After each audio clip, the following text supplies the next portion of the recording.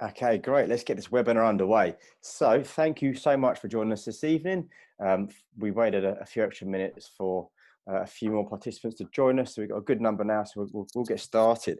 So thanks so much for joining the second in our series of webinars. And tonight we're going to be talking about tonight is our interview masterclass. This for us is such a crucial factor in building and retaining A-grade teams. Hence, we thought it was such a perfect topic to cover during this COVID period. We're going to cover interview technique. Well, it is perfect for you to help you work on your interview technique and also to remain objective throughout the interview process. So tonight we've got 3 presenters joining me, and I have bios on each of them, and I've got them written down because they are their words. And I have Lee Marjoram joining me. So Lee heads up the recruitment company's permanent team. He's been interviewing within highly specialised and technical markets for over 7 years now. Lee has an educational background in mechatronics and robotics and is recruited within the engineering, medical and IT infrastructure markets. Lee recruits for major financial companies, from global blue chips to cutting edge startups, and utilises a range of interview techniques that you're going to learn about tonight. We also have Anna Maria Julie, who's joining us. And Anna Maria has worked in both internal recruitment and agency recruitment for the past 14 years. Anna Maria, if you were with us last week, was also presenting in the candidate session. Her background has been, or is within, highly specialised technical verticals, including software development and data analytics. Anna Maria has recruited across organisations right across Europe to Australia, ranging from blue chips to exciting startups. Anna Maria's insights encompass both permanent and contract recruitment, and her feedback is built on years of working with hiring managers gathered across that long 14-year career. And then we have Simon Moss. Simon Moss is our COO, so the recruitment company COO, has been interviewing and building high-performing sales teams for over 24 years now, over 2 decades, as a manager and as a recruiter. His expertise includes sales, call center, specialist contract recruitment, both permanent and contract, and HR. Now, he has built his own high-performing sales team, as in ours, and award-winning cultures. And in addition to that, he has consulted to corporate HR teams and assisted in creating high-performance recruitment processes within the recruitment company and within our clients, which also you're going to hear about all tonight. So between the 4 of us, we have over 60 years of combined recruitment experience, which we're going to impart to you all this evening. So this evening this will go on for exactly 60 minutes, we intend, and we will be covering, it'll be in 4 stages. So first and foremost, you're going to hear from Lee, who's going to be covering preference-based interviewing. Then we're going to hear from Anna Maria, who I mentioned earlier, who'll be covering behavioural and competency-based interviewing. And then Simon, who'll be covering SCIDS, what you ask, and you will find out soon. And we're going to bring it all together in a bit of a summary, and then we'll finish with our Q&A. So if you have any questions, please put them down in the chat or in that Q&A section, and we will answer them all at the end. We'll try and save the questions so we can get through all the content, because there's some incredible stuff there. So I look forward to hearing those questions in about 45 minutes. So without further ado, I'm going to pass over to Lee Marjoram, who's going to tell you all about preference-based interviewing. Thanks, Jeff.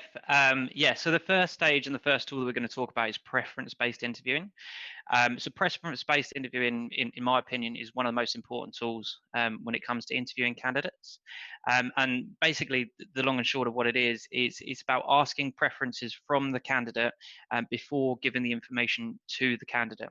And the reason that's important is because it helps you to assess fit of the candidate and the motivations of the candidate before giving them all the information so they can just sell that to you. So why is that important?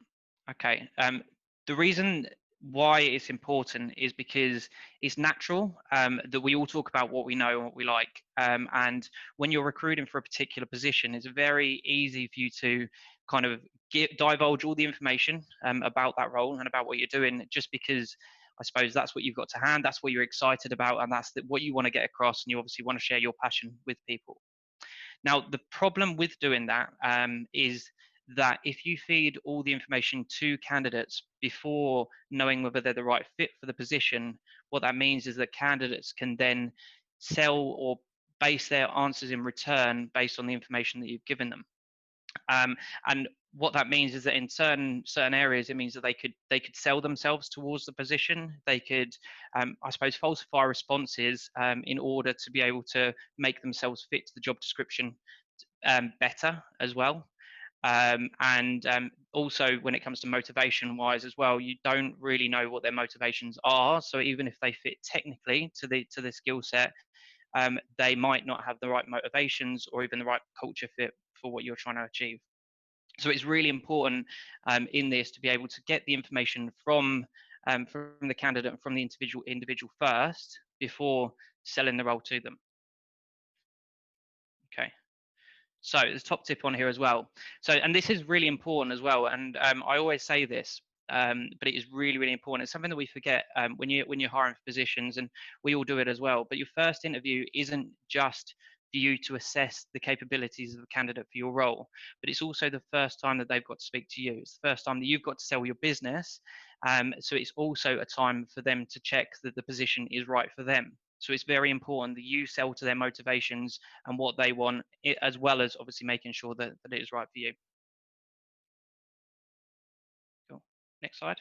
Okay, so the basics behind it. The basics behind it are as follows. So what you want to be doing with this is you want to be giving them enough information to gain them interest. We're not saying don't give them any information, because obviously people want to hear. But what you want to do is you want to sell on the opportunity. So you want to sell more on what the position is, and what the future opportunity is with that. Give them a bare minimum, enough to hook them in and get them really interested in it. And talk to them about the opportunity rather than the technical skills or the job details in that sort of side of things. From there, you can ask them then to describe their current and possibly previous roles if needed as well. So you can then, because you know the role, you can then divulge from the information there whether they're going to be a good fit technically, and in their job and in their duties for the position which you have for them. So without actually telling them what the position is and without giving them the chance to be able to sell back to you, you're finding out all this information up front from them. So the third point I put on there as well, to ask them their preferences on a new position and what they like in their current position. Also ask them what they dislike in their current position as well. It's a great time to be asking this. So by doing this, you're finding out before you go into them, why they really want to move one new role. You know, what's really important to them about that as well. What they don't like about their current role. And if you've got things in your current role that they particularly wouldn't like, then at least if it's not a no, you can go back to that later on and actually find out if they're going to be okay with that. But also find out what they like in their current position. And why that's really important is because if you find out what they like in their current position, then when you go back and talk about the role later on, you can then sell to what they want. So it really kind of hooks them in and gets them very, very interested in the position that you're selling to them. And you'll also find that people, when you sell it in this way, they become a lot more animated, a lot more into it, and a lot more motivated because of that. Ask them for their motivations, as we just said. Really important. And one thing about motivations that I will say as well, and this is a really, really big thing, is that with motivations, if someone is just salary motivated, I would always drill down on that. Now, salary is obviously a really big and a very, very important thing, but you've got to think that people change jobs on average probably every 2, 3, 4, 5 years. So it's a big thing for them. And if it's just a salary that they're moving for, they probably haven't taken into account everything else. For example, I mean, this is going to change the time they get up in the morning. It's going to change the time they go to bed in the evening, the amount of time they spend with their kids, even what they have for lunch. The gym they go to, everything is going to be affected by this. So if someone's just looking for a quick buck and a little bit of a salary increase on this, and this isn't always the case, but there needs to be more motivations behind that. And it's your job to obviously try and find out what they are. Based on all the information you just found out, you should probably know now, based on the question, whether they're going to be right for the role, because you've already gone through their previous roles, what they've done, what their motivations are, what interests them, and where they sit. So at this point, you should have a firm understanding of whether you think this person is going to be a good fit for your role, and whether the conversation should continue from there. If they are right, and this isn't just about the skills, it's about culture fit, motivations, and everything like that, then obviously move on from that point. And then at this point, so we've now got to a point now where we've got all the information. We know their motivations, we know their interests, we know that they're a good fit for the role, we know that they technically can fit the role and all the skills as well. So at this point is where you can then go back and sell to them about the position. So this is where you tell them more about the position. You tell them all the great things about it. So where the team's going in the future, what the projects are going to look like, where the company is going to be going in the future, what the technical skills, if it, you know, they're interested in technology, what those skills are and why it's going to interest them. And then you can also, at this point, you can sell very strongly back on their motivations, their key skills and requirements of what they want in the next role. So the idea behind this is it puts you firmly in the driving seat with this, and it means that you don't have a candidate who potentially you've given them all the information, they're just feeding you back what you want to hear. Cool, next slide. Awesome. So, and also a great way, and some of you have probably already heard about open and closed questions, but open and closed questions, if you can get it right and it becomes natural to you, it's a very, very strong way of interviewing. So an open question is a question that you can't say yes or no to. So it tends to start with something when, what, how, why, where. There's a few others as well, but any questions that you can't just say yes or no to the end of it. So we use these questions to gather more information. So if you can't say yes or no to something, then you have to divulge. And from there, you can kind of spur on the conversation to really open up and find out what you want out of that.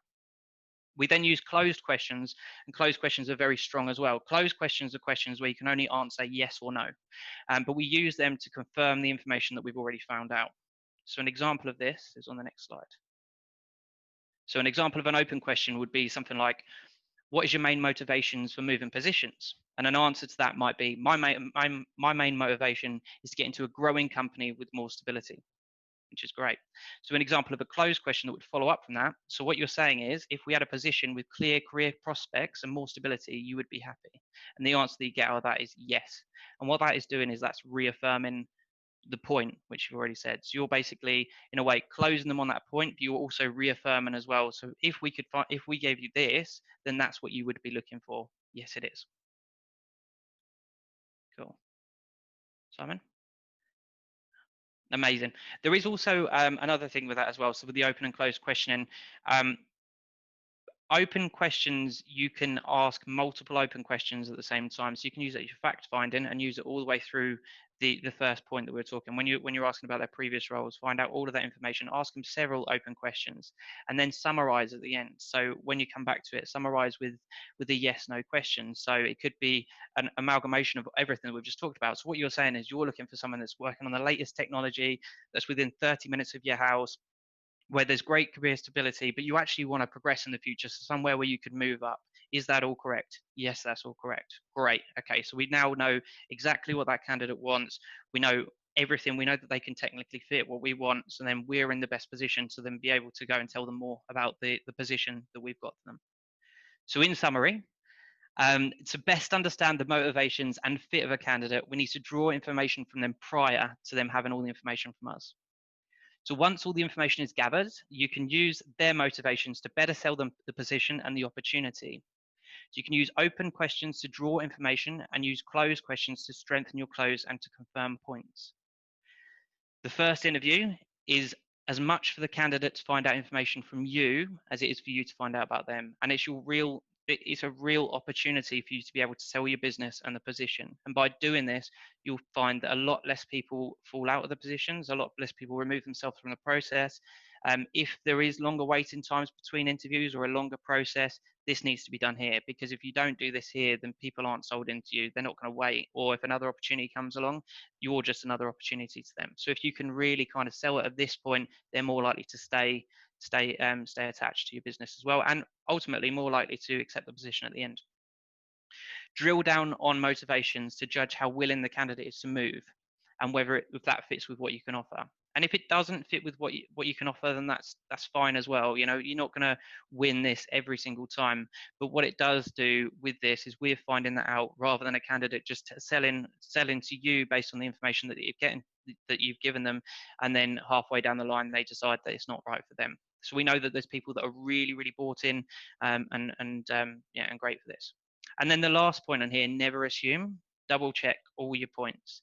There's a thing called smoke screen objections, and what that basically means is that a lot of people, when they feel uncomfortable in a situation, will put up an objection or will put up a point, which then clouds other points that are behind that.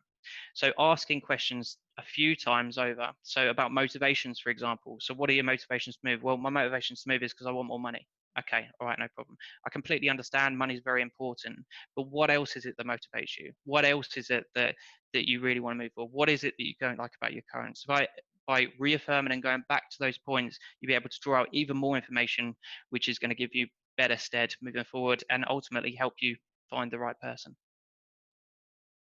Cool. That's me done. Thanks so much, Lee. I really enjoyed Cheers. that. There were some really good practical examples there of preference-based interviewing techniques. So thanks so much for your time there, Lee. Now I am going to hand over to Anna Maria Julie, who is going to talk to you about behavioural and competency-based interviews. So enjoy. Over to you, Anna Maria.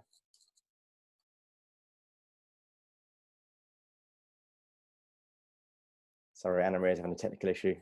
Anna Maria, you need to mute. Apologies. Thanks for that, Jeff. So, as Jeff mentioned, I'm going to delve into behavioural-based interviewing.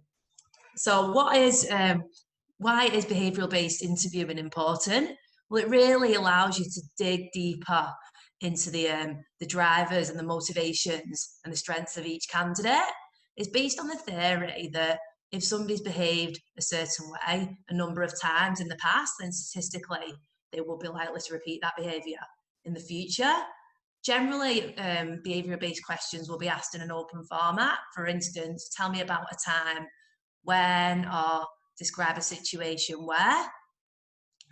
It really does allow you to dig deeper into, what if a candidate's saying is true, or if it's something, that maybe they're saying because it is an interview scenario.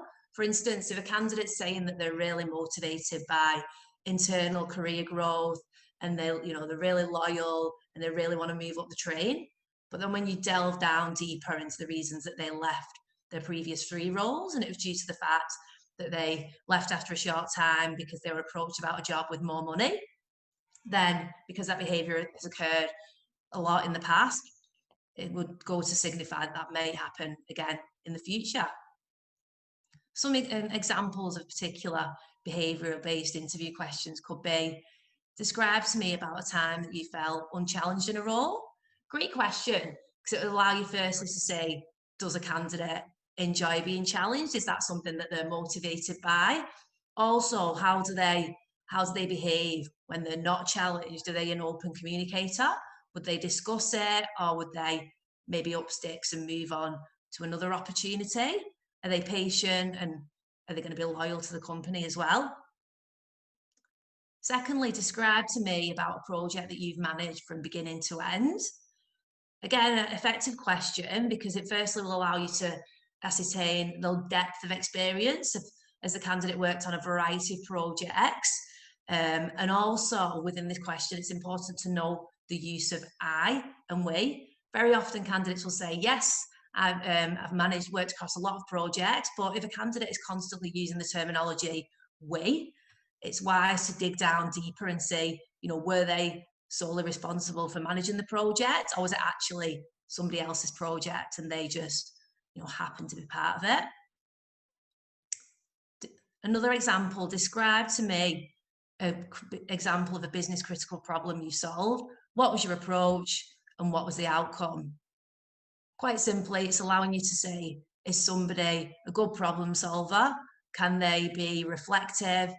And have they got a growth mindset? Will they take what they learned from that and maybe apply it in a different context in the future? Can you tell me about a time when you worked with a difficult team member?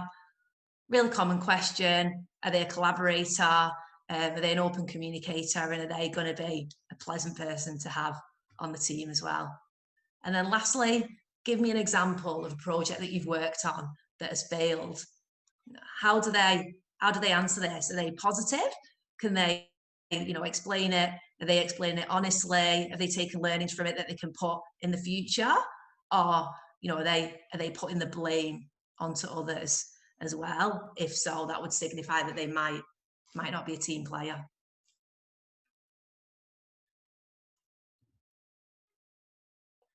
Okay, now we're going to dig into competency-based interviewing. Competency-based interviewing is a really common structured interview technique. So in its purest form, it's based on the premise that you would apply 3 questions to each key competency for the job. And from those answers, in its finest form, you would grade the candidates out of 5 on their strengths and how well they are able to answer the question. So within competency-based interviewing, a common framework that candidates may use to answer the question would be the STAR response.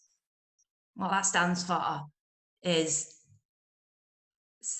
situation, task, action, and result.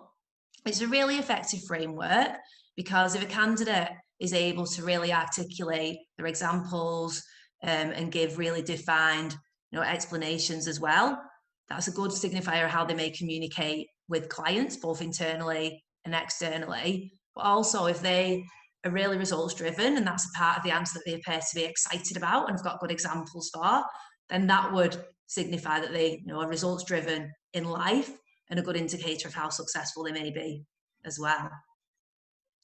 Some of the common competencies that would be really useful in a lot of different jobs are teamwork, responsibility, I've got quite a lot here, communication, leadership, trustworthiness, ethics, problem solving, and being results orientated. And on the next slide, we've got a couple of examples of competency questions that you might use to bring out those competencies. One of the difficulties when putting together interview questions for competency-based competencies is that you don't ideally want to give the candidates the buzzword or the competency that you're looking for. For instance, you might want to gain information about teamwork, but you would frame the question around how you've worked with others. So we've got a couple of examples here. Firstly, for teamwork, tell me about a time when you've worked with others to create something awesome. And secondly, tell me about a time when you may have had a possible disagreement or conflict at work. Both of these answers would give you a lot of information on how they work with others. Are they a team player? Do they enjoy working in a team environment? Or are they somebody that likes to work more autonomously and work and take the credit in that way? A couple of questions around that would indicate a candidate's level of trust and ethics as well. A couple of competency questions could be, can you tell me about a time when you've had to do something that has made you feel uncomfortable? Or could you explain to me a time when you've had to do something that didn't agree with your values? If a candidate's really thought about the answer and really, put time into preparing for the answer, for the interview as well, a possible answer could be initially, if you had to do something that's made you feel uncomfortable, yes, I have. It's something that I've had to do, a few times before. I've not enjoyed it, but I've done it. An alternative way to answer the question and apply the STAR response could be, yeah, in my old company, 5 years ago, I was in a role as principal recruiter, and one of my clients asked me to recruit for a couple of positions in his role. They specified the type of race that they would want for the candidate, type of cultural background, and also that they really wanted the candidates to be able to enjoy alcohol and socialize in that way with the team. I wasn't comfortable with that, so the action that I took, I spoke to my manager at that time. I said, what was his thoughts? Was he comfortable for me not to work on that assignment? We agreed that we could speak to the client openly. So I went back to the client and I said, look, it's something we're not able to recruit on the grounds of race or particular demographics. Therefore, I can supply to you, I can give you a full visibility on different candidates that I've got, but in this instance, I can't deliver according to that spec. And the result was, I think the client respected the consulting, they respected the ethicalness, and they still continue to be a long-term client. So that as an answer would give somebody a lot more meat on the bone and a lot more confidence that it was a real example as well, and hopefully put a bit of trust in the interviewer. And this is just a bit of a visual of a possible way that a candidate may prepare if they were putting together a really thought out response for the STAR question. So as mentioned, situation, task, action and result, just closing off the result and mentioning, did you get an award? Did you get any feedback? What was the actual tangible result at the end of your actions?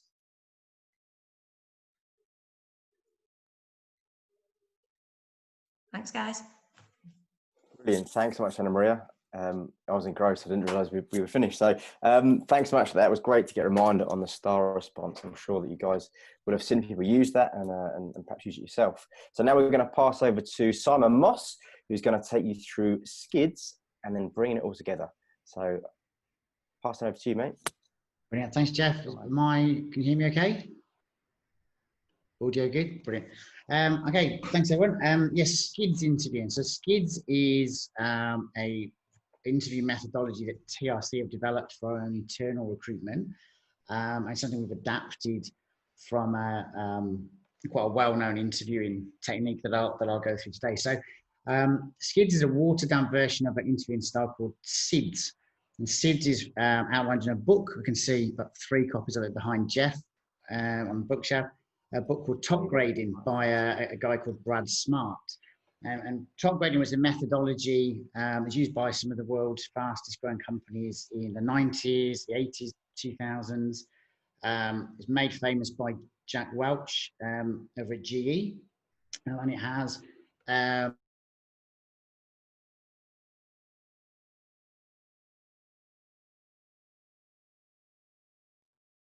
Sorry, we just had a glitch there with Simon. I'm not sure what happened there. Can you hear me? We can hear you again now, mate. Yeah, you're back with us. All right. Where did you get to? Jack Welch. Okay, yeah. I was on a ramble then. So yeah, it defines A players as the top 10% of people that you can afford to have in any given discipline within your organisation. And a company that can hire and develop nothing but A players will outperform its competitors many multiples over. So we've all got that one person that we manage, that one person on our team who is amazing, who outperforms all the others. We know we can rely on them. They know what we want before we ask them. They're just awesome. No effort, high performance. And we always sit around thinking, God, imagine if I had 10 more of those people. And top grading is about thinking even bigger and saying, okay, well, what if every single person in your business was that person that gelled with the company values, that overperformed in everything they did? Everyone from receptionists and janitors and call center people through developers, right up to your CEO, everyone was that A player. And that's what top grading is about. It's what helped GE become top 2 in every market they decided to operate in. When they implemented it, they had 25% A players in an assessment. They grew that to 50% A players once they'd implemented top grading. Jack Welch wasn't happy about that, and he implemented tandem interview technique, which I'm going to go through in a minute, and they got to 80% A players within GE, and their market cap went from 39 billion to 572 billion.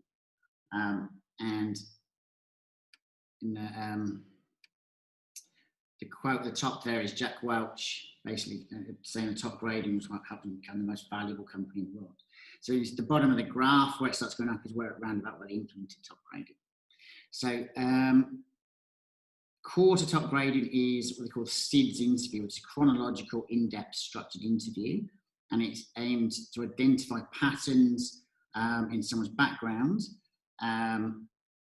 which shows the performance, the skills, the values, the management preferences, and future training needs as well. So when you do hire someone, everyone has weaknesses, everyone has gaps. It's about identifying those so you can then tailor your management and your development of that person beyond the interview once you've actually hired them. SCIDS interview, as outlined in top grading, a SCIDS interview can take anywhere between 3 and 8 hours long. So it's a pretty intense interview. And what it does is it goes right the way back to someone's school days. And basically you ask the same 10 questions for every role. So every what they like at school, the uni, their Saturday jobs when they were worked through uni, or basically everything they've ever done in their career. and it asks the same 10 questions over and over and over again, right up to the present day. And the idea is you can see a pattern, you can see the journey their career's taken, and you're really sort of seeing a lot of things that maybe they don't necessarily even want to tell you. So it's a pretty intense process. So the proviso of it is that you have a screening interview beforehand to make sure that they meet your benchmarks and that you meet their benchmarks. There's nothing worse than getting to the end of an 8-hour interview and then finding out that they want 150 grand and you're only paying 80. So you want to make sure that all that stuff is cleared up beforehand. Also has the rather awkward proviso as well. If halfway through the interviewer thinks this just isn't going to happen, this guy's not right, that you would end the interview halfway through and say, look, thanks for your time, see you later, which can be an awkward conversation. But what you do is essentially you go right back to the beginning and you ask the same 10 questions, or if the role that you're discussing is a management role, and they're in a management role, you ask them 11 questions. I'll go through the questions, you can read them there, but the questions are: how long did you work there? What were you hired to do, and what were you responsible for? How was success in that role measured? How did you perform against those measures? What were your biggest accomplishments? What were your biggest mistakes and disappointments? And what did you learn? Who did you report into? What was their style and their biggest strengths and weaknesses as a leader? When I take a reference from them, what would you say were your biggest strengths and weaknesses? What parts of the role were you most passionate about? What parts of it were you least passionate about? And if they're in a management role, what talent did you inherit when you started in that role? How many A, B, and C players? How did you go about developing them as a team? And what mix of people did you have at the end when you left? And then the final question, why did you leave? So these questions, it's a basic structure you do for every single role. Very simple way. It's actually quite difficult to do. And what you're essentially is you need to pad that out to about 20 to 30 minutes for every role they've worked in. So obviously, if you're getting older like me, then you've had quite a few different roles in your career, and it can take quite a fair bit of time. But what you want to do to pad that out is what they call SCIDS. Basically build out questions. So my favourite question there is, how was your success measured? So it's a question I really enjoy asking, with the follow-up question of how did you perform against those measures? So what you do is you do follow-up questions. So how was your success measured? If you're interviewing a salesperson, they'll probably give you, say, sales target. Most people would say, great. How did you perform? Yeah, mostly hit my target, and they'd move on. With top grading, that's a 40-minute conversation. So how was your success measured? Sales targets. How was that sales target made up? It was 25 grand a month. How was that 25 grand made up? Is that gross profit, revenue? Is it trailing revenue from previous months? Is it expected invoice value? You really drill down to get an absolute picture of what that measure is and how it's measured. If they don't have a tangible measure like salespeople do, you ask them how they measured themselves, how their manager measured them, what things meant success or failure to their manager. And really drill down into exactly what that means. And then when you follow up question, how do you perform against those measures? They'll probably say, oh yeah, I mostly hit it about 90% of the time. So you then want to drill down into, okay, well, say 90% of the time, what was your best month? What was your worst month? In that best month, how did you do that? You say that you achieved that by landing a really big client. How did you land that big client? What did you do? You did a presentation. What skills you used to do that presentation? Who else did you get involved in that? So what you're trying to do is get a complete 3D image of exactly how they succeeded and did the things they did. If they talk about times they didn't hit those measures, they weren't successful, you want to drill down into what did they learn, what did they know from that, why did they not succeed, what could they have done differently, what did they do differently next time, how did they pick themselves up and remotivate themselves. It's a fairly intense process of just building and building and building a clearer and clearer picture of how they worked. The 10 questions have some cheeky little tricks in them. The there's a couple of questions that people ask in interviews that get very bland and generic answers. And it's because they're fairly bland and generic questions. If you ask someone, what sort of management style do you like? You're likely to get like a hands-off manager. And that means different things to different people. And it's fairly bland and not particularly useful. It also doesn't tell you how they need to be managed. Everyone knows how they want to be managed, doesn't necessarily how they need to be managed. So asking them who they reported into, what that person's style was, and what that person's biggest strengths and weaknesses were, is a very roundabout, second degree way of saying what style of management works best with you and what style of management doesn't work best with you. So it allows you to hear what the candidate thinks about how they need to be managed from the viewpoint of someone else, which is indirect. The second sort of trick question in there, if you like, is what we call the fork question, which is the fear of reference checks. It's a very powerful way of asking the question that a lot of people ask, which is, can you tell me about your weaknesses? If you ask someone in an interview what their main weaknesses are, you're probably going to get a fairly bland answer like, I care too much, I work too hard, I'm just too likable, I'm too humble, those sorts of answers which mean nothing. But if you said to them, having just introduced you to a manager that they said maybe didn't like them very much, when I take a reference from them, what would they say were your biggest strengths and weaknesses? And the power of this question is they can tell you honest answers about their weaknesses because they're not telling you what they think their weaknesses are, they're telling you what someone else thinks their weaknesses are, which is a more abstract view of it. Means players also play down their strengths. So if they're saying, if I say to Jeff, or someone say to me, what Jeff say about my strengths, I might say, well, Jeff would say, I'm really good at this, I'm really good at that. I hope he would. But as opposed to me having to say, I'm really good at this, I'm really good at that. So it's a more abstract way of getting to talk about strengths and weaknesses. It's a very intense way of questioning, and you're grilling down cross-referencing numbers, metrics, KPIs, and they know very quickly from that first round of questioning and the first role that they can't fudge the numbers. So as you go each subsequent role, you're asking the same questions, you're drilling down, they're giving you more and more precise and concise answers. What they're also showing you, which they don't know, is patterns. So the question, for instance, why did you leave? If you ask them 5 roles in a row, why did you leave? And for everyone, it's, they asked me to work too long hours, the manager was too demanding, they had unrealistic expectations. Then your conclusion there is either they're really bad at choosing managers or they're just clock watchers and they don't want to go the extra mile. So that pattern starts to emerge, and because it's sort of 20 minutes between each time you ask it, they don't realise that they're giving you that pattern. So that's SCIDS, which is the top grading one. That takes 3 to 8 hours. We went through a process of trying to use that methodology, and some people we did put through the 3 to 8 hours. Anna Maria would be a good example of someone we did put through that process. But it is quite grueling, and people need to take a whole day off work to do it, which is quite a big demand. So we created SCIDS, which is the summarized version. So we didn't want to compromise on the intensity of it and the depth.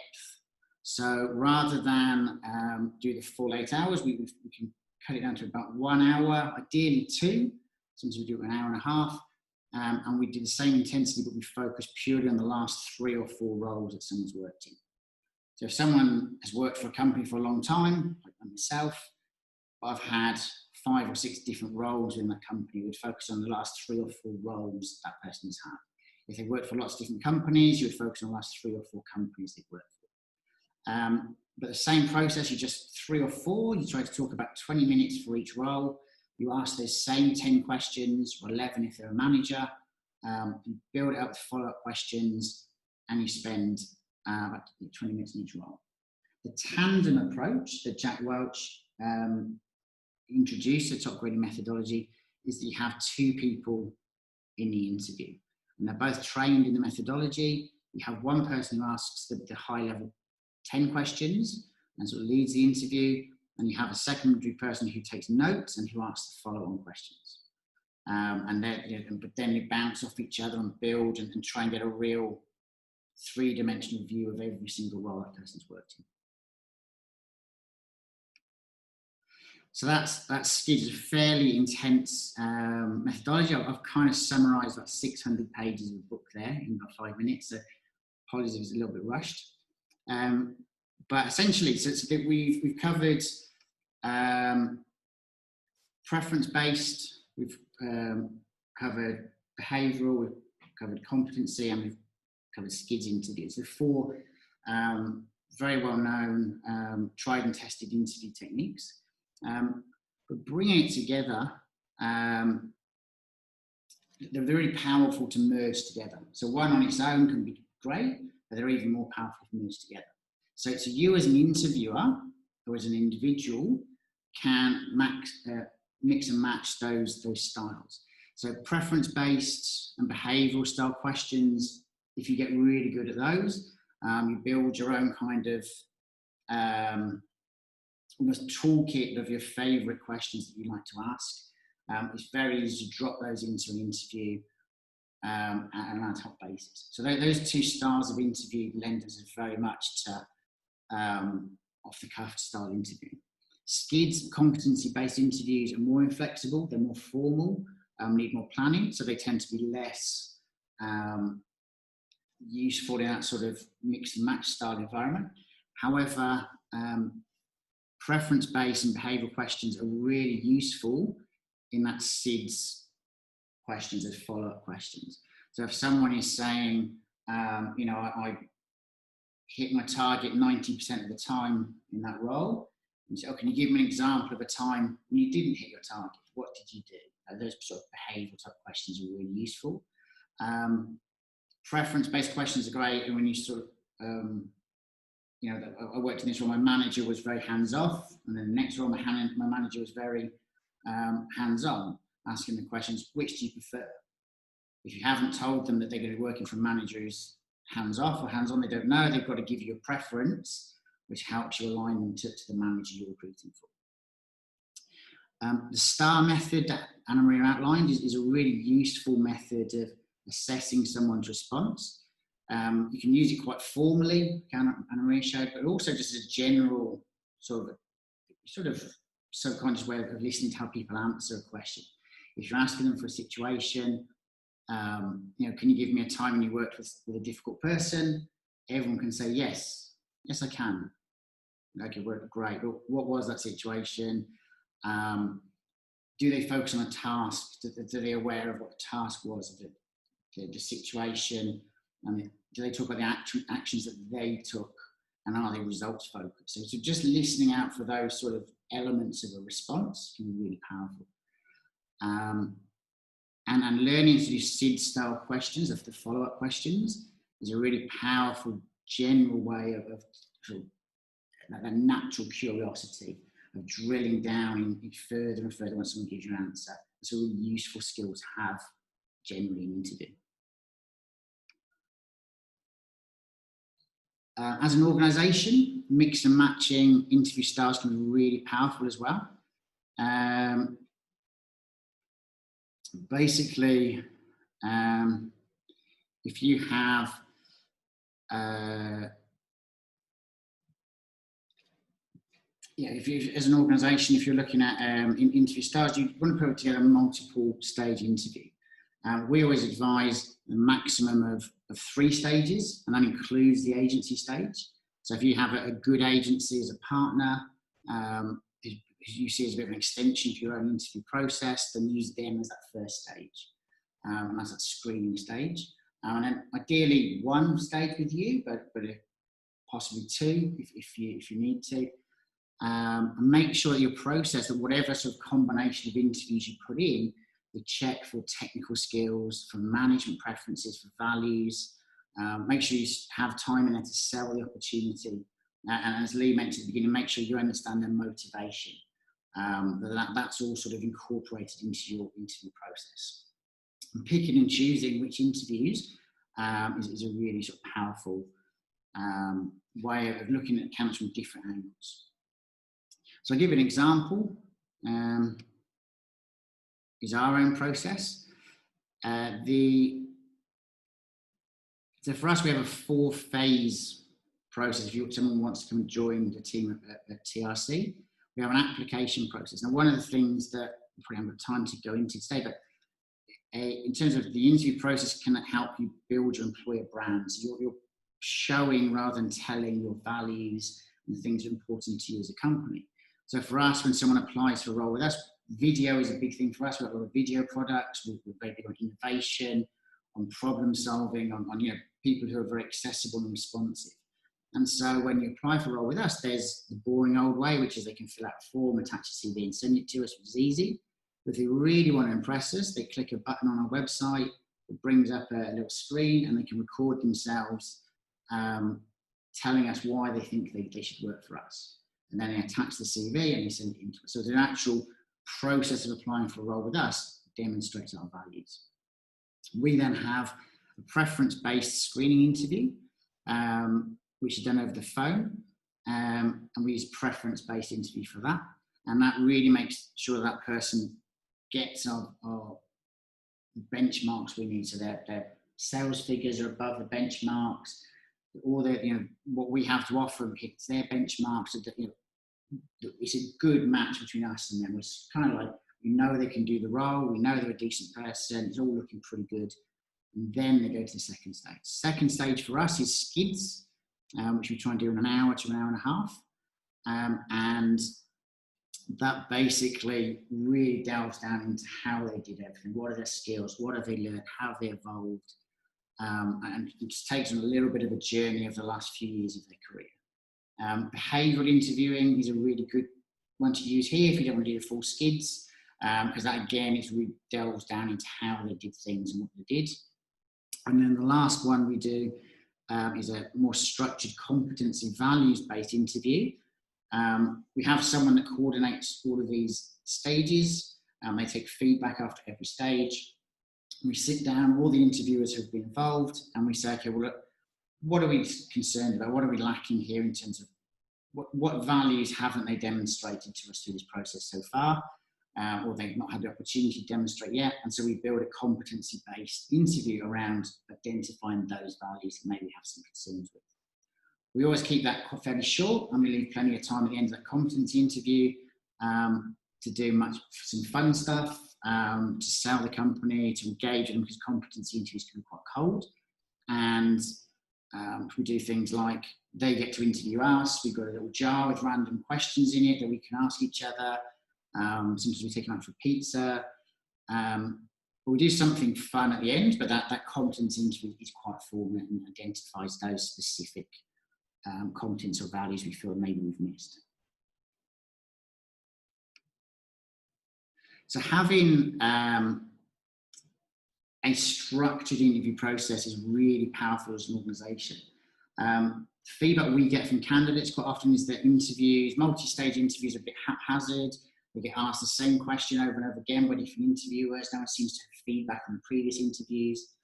And having a structured process sells your company. You look very competent, you look organised, people want to work for you. If it challenges the candidate, that sells your role. A players want to be challenged.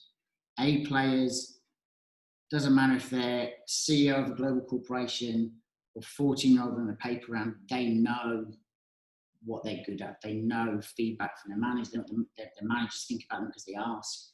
And you asking them those questions challenges them and they enjoy it, and that sells your company in the role. It allows you to compare all your candidates with apples with apples. So you get, one candidate assessed on one criteria, another candidate assessed on another criteria, everyone's assessed on the same criteria. You're not replicating stages, and interviews aren't second guessing each other. And overall, having a coordinated interview process that mixes and matches those different interview styles allows you to really find, more importantly, attract genuine A players for your company. Yeah. Thanks, Jeff. Awesome. Thank you, Simon. Thanks so much. There was so much great content there, guys. I just want to say thank you to you three first and foremost before we jump into Q&A, because I know there was a lot of preparation and background work going into that. Obviously, Simon's delved into what we do as a recruitment company and how we interview and screen to attract grade A talent. So obviously refer our way if you know anyone that wants to go through that process. But like I said, thanks so much, guys. That was brilliant. Now I'm going to jump into some Q&A. We've got 7 questions actually, which is quite a lot, which is great to see. And we've got about 11 minutes to jump through them. So I'm going to open these questions up to all 4 of us, and probably 2 of us will answer each question. So the first question I have is from Marley, which is, how much should I tell applicants about my interview process and my interview technique? Really good question. Personally, my response to that would be tell as much as you possibly can. The better prepared a candidate is, the less nervous they're going to be. So obviously preparation gives confidence, and you're going to see a true element of that candidate, as opposed to someone who's wrapped up in nerves and cannot construct a great answer based on the nerves they've got. So the more you can do to support a candidate through that process, the better it is. And I also believe that it shows more about your company and who you are if you can share more about your interview technique and process. Yeah, I'll open that up to Lee, actually. Lee, what's your thoughts on that? I was just going to completely agree with what you were saying there. I think it's really important. I sometimes I don't understand why the recruitment process has to be so much of a clouded in mystery and all of this kind of stuff. I think that really, if you have a structured interview process, and we do, and we tell our candidates this is exactly what you're going through and this is how it's all going to happen, and by doing that, in essence what you're getting from them is, if they come in and they're not prepared, then you know that they're not really interested, or they're not an A player, they're not the people that we want.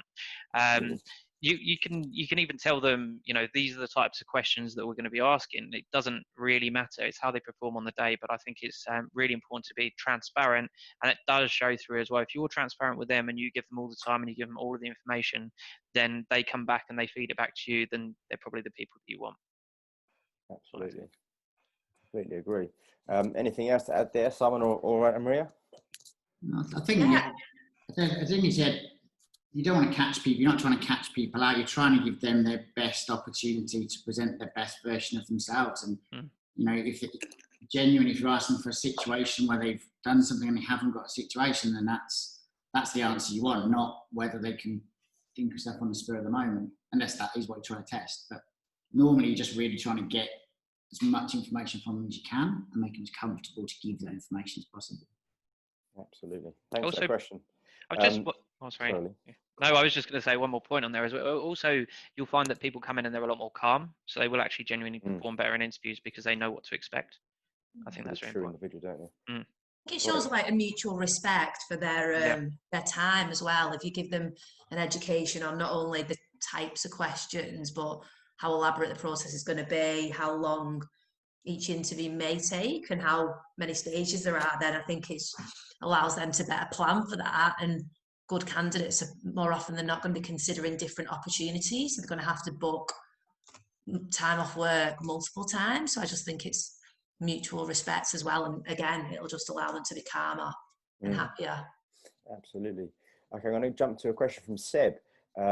This question is, SCIDS was an intensive method built and made successful for large corporations. What are more commonly used successful techniques you see for technology and startup type companies? Great question, that Seb. I suppose SCIDS was developed not for large corporations. It was picked up by Jack Welch, made famous, which obviously they're a massive corporation, GE. But I do believe still that is a very, very relevant technique, probably even more so for startups, because you make a wrong hire in startup phase, you haven't got 100 years and billions of dollars behind you to get you through that mistake. So a well-versed, well-structured, in-depth screening process right at the start is critical to that startup success, because obviously you build a successful company on the top of successful people. So that I'd still say it's very relevant, if not even more relevant to the startup world. But I suppose other techniques that we've seen, I'll open it up to Lee, or to you, Anna Maria. Actually, I'll start with Anna Maria this time. Other startup techniques you've seen, Anna Maria? Yeah, I think, again, it would obviously depend upon the role and what competencies you were looking to draw out. I know when I previously worked in an ed tech startup, some of the techniques that they would use would be more so around, again, allowing the candidate to be prepared and maybe getting the candidate to do a presentation of something that they'd implemented in their previous role, and how if the company was looking to grow into a particular new business area, how the candidate may propose they do that. So just allowing to test, the candidate's ability to think innovatively and the ability to plan and go away and research. That's something that I've seen not only used for startups that I've worked with, but for other startups as well, more of a presentation format around new ideas. I'm going to pass that to you as well, Simon, because I know you've worked with a few recently, mate, on the startup sphere. So what were your thoughts on other techniques? On SCIDS, I would say SCIDS is actually probably better in startup environment than in a big corporate, because a corporate, you've got legacy. Top grading is about hiring and retaining A players, and A players want to work with A players. If you're starting from base where you've got a company full of C players, and you hire an A player in, you do get them, they're going to leave quick. So it's actually quite difficult to start the top grading process within the legacy structure. So it's actually easier to start just hiring A players from the start, and SCIDS is just a good way of identifying that consistent history of overachieving. That's what you're looking for. This is good in any role. Obviously, other interview techniques you get would be group interviewing. A lot of companies do that. I'm not a massive fan of that. I've been through that process myself in my earlier days, and it's quite fun and interesting. You've got to be very careful about what competence you're trying to draw out of people in those, and they've got to be very well planned. But if you're doing bulk recruitment, that can be really useful. I think the presentation is quite a good method, again, depending on the role. What is it that person's passionate about? They get them to talk about something they're genuinely passionate about, they've created. How do they sell it? How did they build it? What was and get them to talk about it is really interesting. So there's a lot about the candidate. Thanks, guys. Thanks for your input. I'm going to jump to a question here from Raj. I always go on gut instinct as it's never failed me. Why is it important to score candidates? Again, I think a great question, and that's why this topic for us was so important, because if you ask probably 60%, I may be overestimating that, but 60% of people who recruit, they generally go on gut, hire on gut, and it's never done me wrong so far. My personal opinion, that would be your gut's never wrong, but it obviously changes, and with your mood it changes, with your with different candidates it changes, how someone shakes your hand it changes. So lots of things can impact that. Whereas if you have something that's very objective, i.e. some kind of scoring methodology, obviously I'm talking specifically here about the about competency-based interviewing, then you've got something to refer to, and then you can compare all candidates evenly and make a I suppose a structured and a sound decision based on the data you've collected rather than your gut instinct. I'll push that over to Simon actually to start with that one, because I'll start with Anna-Maria last. What's your thoughts on that, Simon? I think the gut feel is obviously, and as you get more experience, gut feel becomes more prominent. But there's so much bias at work in interviews in terms of if you do the same thing, you get the same results. And if the results you're getting are good, then you keep getting the same thing, you keep getting those good results, theoretically.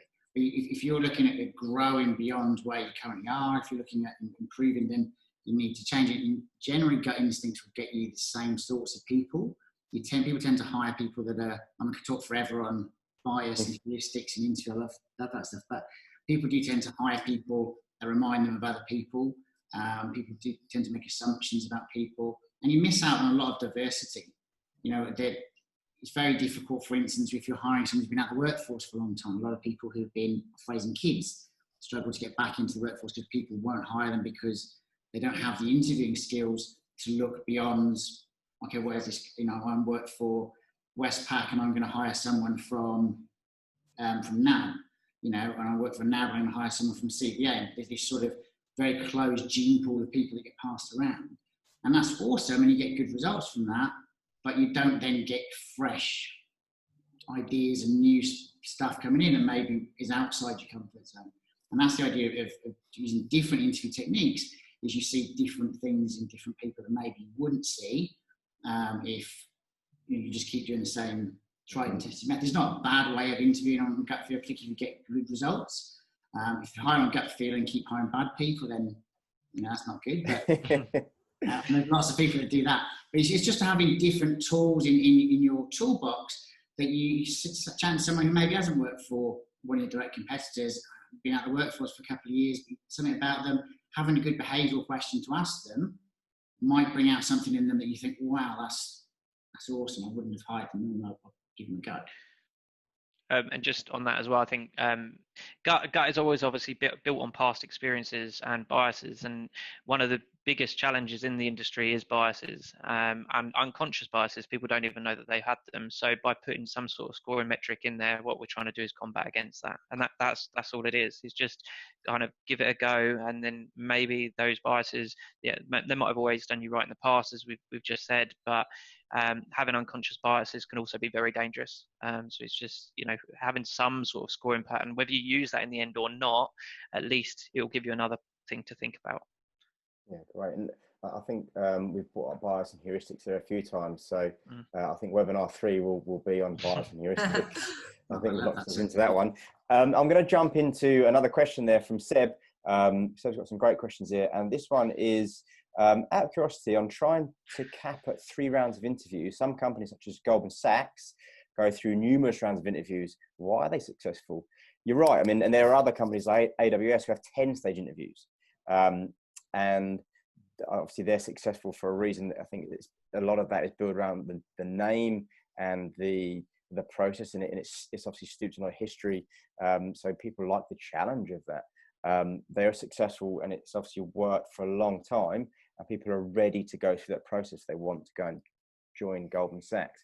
But Goldman Sachs isn't the place for everybody, and that's why obviously everybody's recruitment process is generally quite unique to their own company and what they're looking for in an individual. So I think pushing that question out to back to you, Lee. I'll start with yourself again. Yeah. Mate. So the question being 3 rounds of interviews. Why would a company that does? Do you know what? I've worked in all kinds of different ways. Yeah, I've worked in all kinds of different ways. There's companies that I've worked with when I was working in medical, like Stryker, for example. And Stryker are known for having one of the, they win awards for their culture and their environment. And they have a very long interview process. And like we've just mentioned, Amazon do as well, Google do. And one thing behind that is they do have the name behind them so that they can do that. Atlassian is another good example of that. So sometimes they're very quick, but sometimes they're very slow. But people genuinely want to work there over everywhere else because of the name that's involved with it. So that allows people to stay on the market. Or even if they accept a position elsewhere, they'll probably backtrack on that and go to Atlassian because they've got that behind them. So that's one thing with it. And I think the other thing, we're obviously given general information about different interview techniques, and it depends on the types of positions that you're recruiting for with the way that you go. So, for example, a lot of what I'm doing at the moment is within security and DevOps.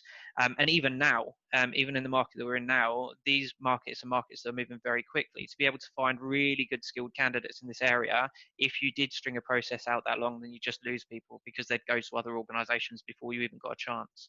When we talked about at the beginning, when I was talking about selling the opportunity up front, the idea of that is to give you more time in that process so that you don't lose people to other places, but you still, if you go too long, at the end of the day, people need jobs. And especially in the market right now, if someone hasn't got a job and they're interviewing at 3 different places and one does 8 interviews and one does 2, they'll take the one that's got 2 because they need a job. So that's something that you need to consider in this as well. But it completely depends on the role that you're working for and the organisation that you're working with. How urgent that need is, I suppose. I've to you, Simon, on that one. I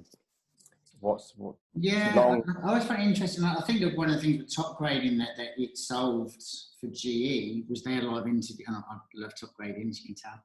And I hated it when first. It's a really difficult book to read, but I loved it.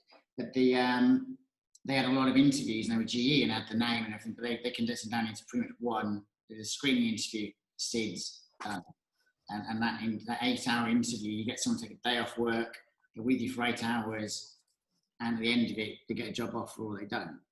And it was a way of doing, similar to Goldman Sachs, was really intense over a lot of different interview stages. They just do it all in one go. It's one day, but yeah, at least unless you're the name that is a career-defining opportunity, like AWS or Google or Goldman Sachs, you're going to lose candidates. I mean, it's a gamble, and maybe your gamble is that if the candidate really wants to work for you, then they'll hold on, they'll wait, and they'll let other roles go to the wayside. Maybe, but you're going to lose really good candidates. It's just the nature. I mean, the market moves very quick. Tech market moves very, very quick. Yeah, and I suppose if a company's got a hook into a market like a Goldman Sachs or Google, then the candidate's already hooked to it. If you got the name, you can wait, and then people will wait for you. But you're either going to end up with the candidate, the last turkey in the shop that no one else wanted, or you're going to end up with a candidate who has accepted an offer somewhere else, who then dumps that client in favour of you, who obviously has some questionable ethics. So, you know, that you've got to be careful what your process gives you. I always visualize a graph as well, always in my head. So if you think of about a candidate's interest levels and where it is. So at the beginning, you talk to them about the role, you sell them on the opportunity, their interest goes right up here, it peaks right up here. Now, over the course of the process, as they go through, they talk to their family members, things happen in their life, they forget about it, it starts to go down like that. And then it goes right back up at the end when they get to offer. So this bit here where it's going down, you can do all kinds of different things to keep them hooked in, to make sure you book in second and third interviews when you're booking in the first one, for example, or make sure that the process is short together. But it's the same as everything else. It's the same as buyer's remorse. When you buy something and then you go, oh, should I have really bought that? And then you go pick it up and then it's back up here again. So I always kind of visualize that. And if you visualize that in your head and you think, where are they in that stage? Where are they in the thought process? If you can keep them as much of the time up here, then they're more likely to accept the role with you. Yeah, and a well-worked, well-structured recruitment process, an interview process is brand recognition. It builds on your brand. So it is crucial to get that balance right. Whether you're going to go for a Goldman's, or whether you're going to go for a short two-stage process, knowing who you are and what you want to be and why you do it, so you can sell that to your candidates. AWS do 10 interviews, but they do it in 3 days or 2 days. Yeah. And they do like 5 interviews a day with AWS. So and they have a very quick, and it's built specifically to identify people that want to work for them. They can take a couple of days off work. They're going to respond very quickly, react, answer things without much preparation. All those traits that they want are built into a really well thought out, well designed interview process. They're doing that for the sake of it, but having lots of interviews just because you forgot to ask. Having a well structured interview process means you can do that in one interview. Think it through it well and plan for it and have a different mix of different styles of questions. All right, brilliant. Well, I'm going to wrap it up there because we're now into an hour and 5 minutes. So I've run over by 5, but we had some great content there that we ran through. So firstly, once again, thank you very much to Anna Maria, to Simon, and to Lee for preparing and presenting today. That was some great content, and please do reach out to us if you have any further questions on it. And I want to thank you for your questions and for listening. So to everyone, we will be putting this on our website. So that'll be in a podcast and video, or some sort of content via video. And we'll send you out a link to that, to all the participants today. So thanks for listening. We look forward to seeing you in installment 3 of our webinar series, which is no doubt, as I said, will be bias and heuristics. And until the next time, thanks very much. Cheers. Cheers, guys. Thanks, guys. See ya.